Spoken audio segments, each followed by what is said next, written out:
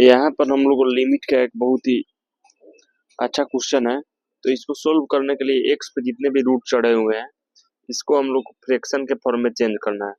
तो इसको फ्रैक्शन के फॉर्म में चेंज करेंगे और तब फिर इसको हम आगे प्रोसीड करेंगे। सबसे पहले जब रूट एक्स दिया हुआ है इसका मतलब होता है एक्स पे पावर 1/2 और रूट है फिर इस पे भी रूट है तो इसको हम लोग लिख सकते हैं एक्स पे पावर 1/2 और इस पे भी पावर 1/2 यानी इसका वैल्यू हो जाएगा एक्स पे पावर 1/4। तो इसी प्रॉपर्टीज पे हम लोग इस सभी को फ्रैक्शन के फॉर्म में चेंज करेंगे। इसके लिए सबसे पहले यहाँ पे क्या दिया हुआ है, लिमिट x टेंड्स टू 1। तो यहाँ पे हो जाएगा x पे पावर 1/2 प्लस x पे पावर 1/4 फिर प्लस x पे पावर 1/8 प्लस x पे पावर 1/16 और -4 और नीचे ओवर हो जाएगा x -1। अब यहाँ पे +4 है तो इसको -1 इन सभी में डिस्ट्रीब्यूट कर देते हैं। तो यहाँ पे क्या हो जाएगा, लिमिट x टेंड्स टू 1 और x पे पावर 1/2 और यहाँ से एक -1 लेंगे और यहाँ और ये जो x -1 है इन सभी के साथ डिवीजन में है तो यहाँ पे इसको भी सभी के साथ एक एक करके डिस्ट्रीब्यूट कर देते हैं।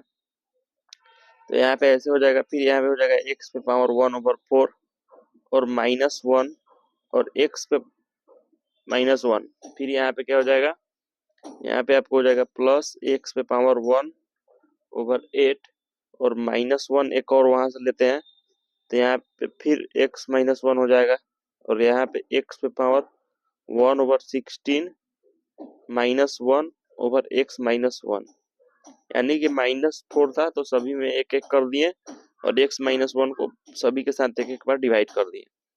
अब जो है यह लिमिट के एक प्रॉपर्टीज के ऊपर फिट हो गया है और यह प्रॉपर्टीज होता है x पे पावर, अगर लिमिट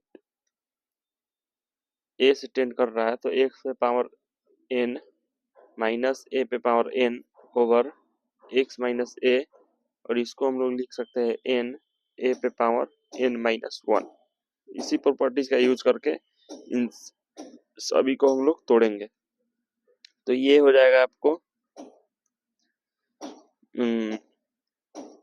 1/2 और a का वैल्यू कितना है 1 और फिर इस पे पावर हो जाएगा 1/2 और माइनस में 1।